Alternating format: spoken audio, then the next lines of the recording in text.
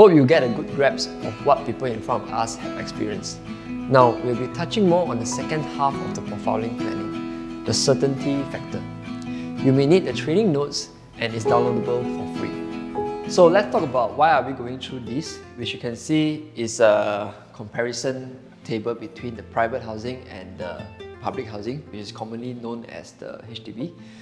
So imagine when you go and eat in a buffet, you will want to know the entire spread. So you can know which are the food you will wish to try. But you see, in property, we do not have this luxury to try and see how it goes. It is a long-term commitment, and isn't it important to have a good grasp of what the type of properties they are first, and what kind of characteristic they possess, so we could form an educated projections of a foreseeable future. So it is about knowing your playground well in order to find that right cherry that is for you. This is a comparison table of private and public housing. It's not entirely comprehensive, but you get the idea. Now, in HDB, you'll be able to rent out, okay? However, you need to take note that there is a regulation for non-season quota, okay? So for this, right, it's not about whether your tenant want or don't want to rent your place, but it's more about whether your tenant can or cannot. Because when regulations in place, it's not about their choices. And just take in mind, imagine that your property cannot rent out to non-citizens. How will it affect you? How will it impact you? Next is the property. For private housing, you are able to draw equity without the need to sell back some of your balance fees. You can stay in the house, whereas a HDB, you may not be able to do so. Next is the TDSR and MSR, total debt servicing ratio at 60%, and MSR, monthly servicing ratio at 30%. Okay, to put it simply, if you want to buy a property versus your friend who wants to buy a private housing, assuming both of you own the same income and same age, but you'll be surprised that your friend will be able to loan much more than you. This is a regulation thing. Now, the next thing is, this is very important if you understand the golden window, which we have explained in the previous classes, is that HDB, you need to observe this 5-year minimum occupation period from the date of completion.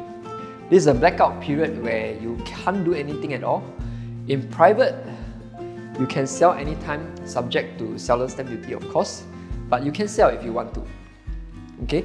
And private housing, you are able to do this part share, where you pull out one name and proceed to buy a second asset without selling the first house, so you can acquire the second property without additional buyer's stamp duty. However, in HDB, you're not able to do so. The next slide. Okay, we go deeper in what types of HDB are there. It's important to understand them in order to reach your objectives and strike a balance. For example, if your priority is to have a bigger house for your family to enjoy and have more space for each family members, you may need a bigger house, say 4 bedrooms. But the 4 bedrooms in private could be very costly and you are not ready for it. You could check out the HDB Jumbo, okay, or the executives, which are much more affordable. However, it's also a struggle because if well building is important to you, then you would have learned that HDB may not have the value that you need. So for most families, if space is more important, it's a more pressing need, then a big HDB is the way to go. Whereas if ensuring yourself to be more self-sufficient, at least when your children grows up, and not be a burden for them, you may want to consider something that encompasses some investment value or retainment value, and you should choose something like that. So the question is, can we achieve both? Okay, value and needs. Not choose one, but both. Okay, the next slide here is more about the types of private housing. Different categories have different characteristics. For For example, a resale that is younger versus a 20-year-old condo will have different projections ahead. How long you intend to hold will be the important to consider as well.